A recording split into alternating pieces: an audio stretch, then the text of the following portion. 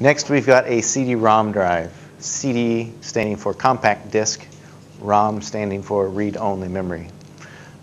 We've got a CD-ROM here, and I think this is just a CD, or you've got another device that will do DVD-ROMs, and DVD stands for digital video disc. We have a drive here that I actually took off the metal case so you could actually see that there's more stuff to it.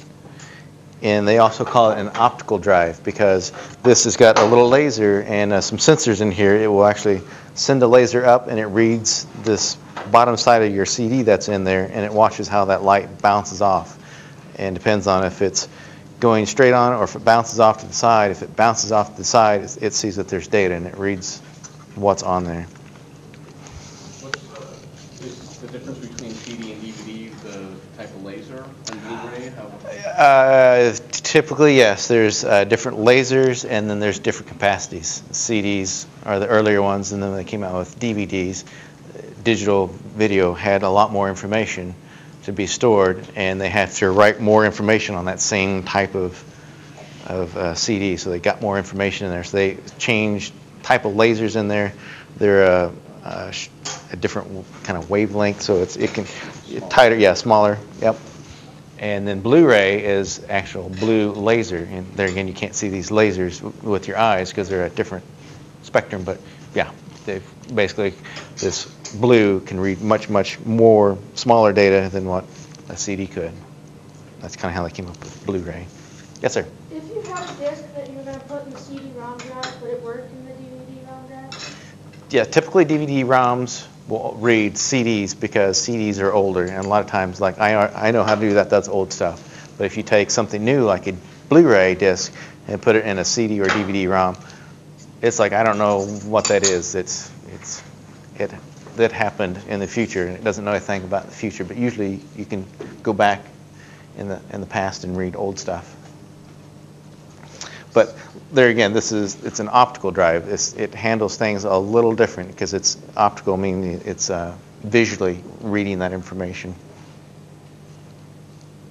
Next, we've got input devices. These are devices that if you want to tell your computer to do something, you have to give it some sort of information and put that information into the computer. And you put that information in the computer by devices such as keyboards, mice, scanners, some sort of way to get that information in. And then the opposite is output devices. This is when you want to get something out of your computer.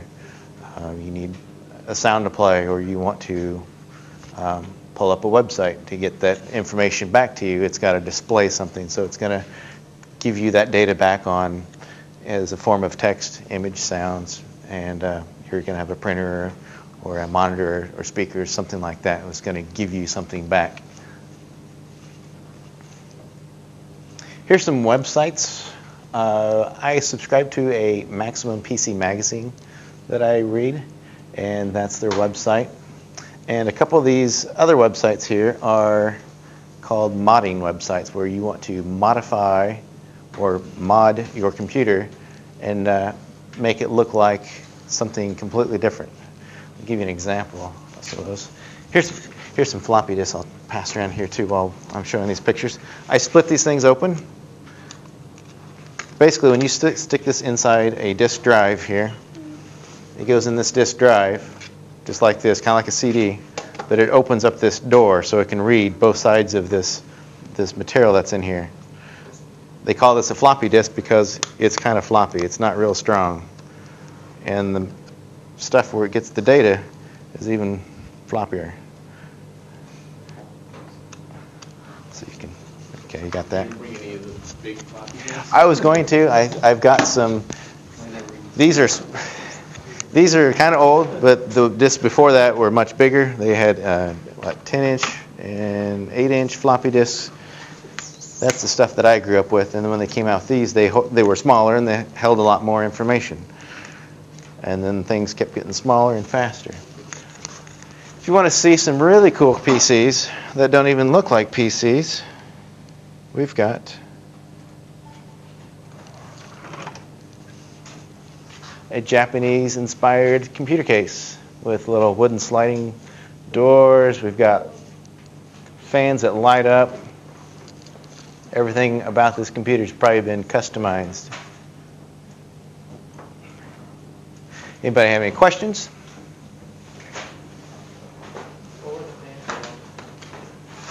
The fans? Usually to move air through there, because each device usually produces some sort of heat. With electronics, when you give something electric power, usually you're going to get heat in exchange. And the more power you give it, the hotter things get. And in the up-and-coming slide, they'll have some water-cooled computers. There's a toaster that somebody got a small, maybe a motherboard from like a laptop, where they actually sell small form factors, real teeny tiny things, and they got all kinds of little stuff and crammed it in a toaster.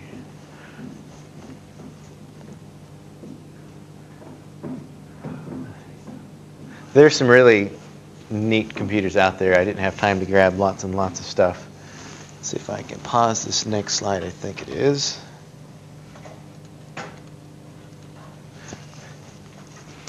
This is in a Toyota Prius.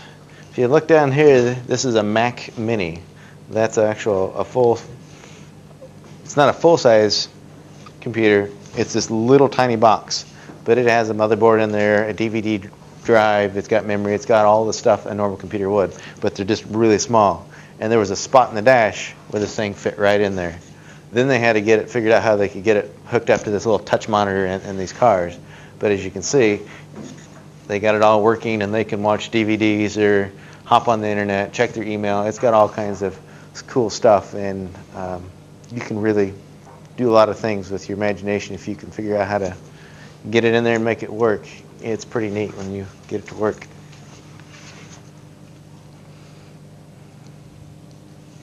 Got another Japanese-inspired case here.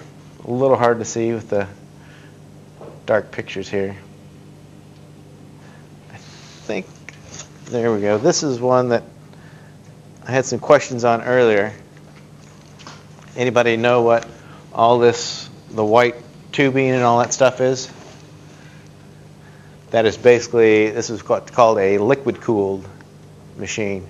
They basically have, it's kind of like a radiator on a car. They pump this antifreeze solution through these hoses and onto different components on the computer that typically get real hot, and they use that to cool it down.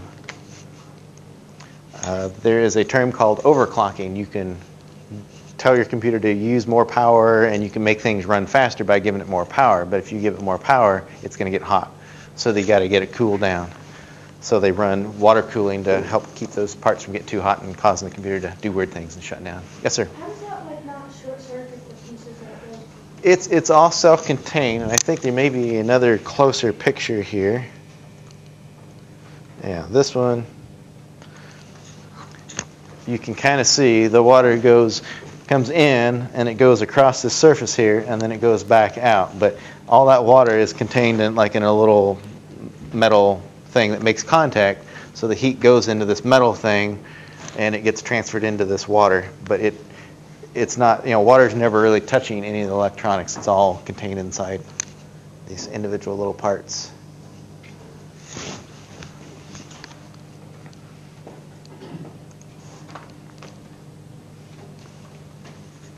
But somebody took a lot of time to paint things white and make things look neat and color coordinated. Here's another Mac Mini in the dash of a car. There's an old Nintendo. I don't know if you've ever seen an old Nintendo. Let's see if I can go back to that one. That was pretty quick.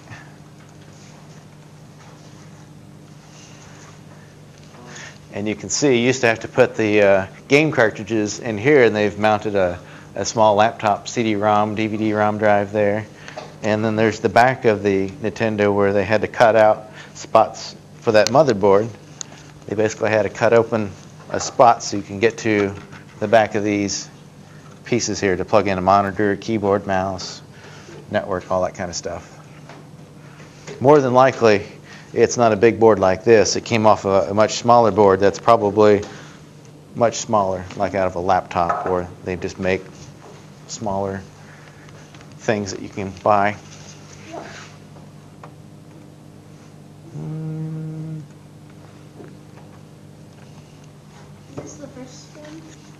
Yeah, I think that was, I think it started back over again. Any other questions? Yes? And the DVD one, that gray thing? Yep. No, this one. Oh, okay. What does that do? That's the top of this. And I took the screws out of this so I can take it apart and you can see. Let's see, I've got power. Let's see here. I can plug this in. You can see it work real quick. I covered this before I got here, but when we hear the term like dual core and quad core, did you cover that before? Not really. What part of the motherboard would be? When they refer to dual core and quad core, that is, of course, this is the socket, but where the CPU, the actual chip that plugs into here, that means they've actually figured out how to get multiple CPUs. They refer to them as cores, but a CPU or a core, they figured out how to put two on the same chip. So the computer sees it as, there used to be a specific place to plug each one in, and you'd have a server motherboard would be great big, and then you could get like up to 4 years ago. Well, now they still might have multiple, but now you can plug in 2 quads and technically get 8 processors out of just 2 devices that you plug in. And it just gives it more computing power. Typically your servers are going to have they'll need more processing power. Let's see if I can hold this right where you guys can see this. It should spin up. Of course, this one is what's called the click of death because it can't figure out where things are at to read it. So it just sits there and clicks. But you can see it happens pretty quick. This one. Anything else in with that? Yeah, I can plug in a couple other things. This is either a 5400 or a 7200. As old as this is, I'm guessing it's probably a 5400 RPMs. I forget if that comes out to be like 50-some mile an hour, I think, that's basically spinning at. I can plug in our CD-ROM drive here, and basically when I plug that in, this head there, it zooms back up to where it's supposed to be at here. And it's trying to spin a CD-ROM, and it knows that the one's not there, so it basically stops. Do you have a CD? I do, and I thought about that, and I couldn't make it work. What happens, there's another part of this on the top that it smashes the disc on. So it lifts this disc up and then spins it, and there's nothing for it to push up against, so it would probably spin it, and it'd probably fly right off there real quick. So for safety's sake, I didn't do that. All right. And it's going to try to look for a CD, and it doesn't see it, so it stops. Can you plug that thing in? That's, I think, all I've got. This doesn't do much. I mean, Oh, there's the whistle. and then, oh, yep, I did hear the whistle. Good to hear. Yep, that's the end of the session. Okay, thanks, guys, for coming.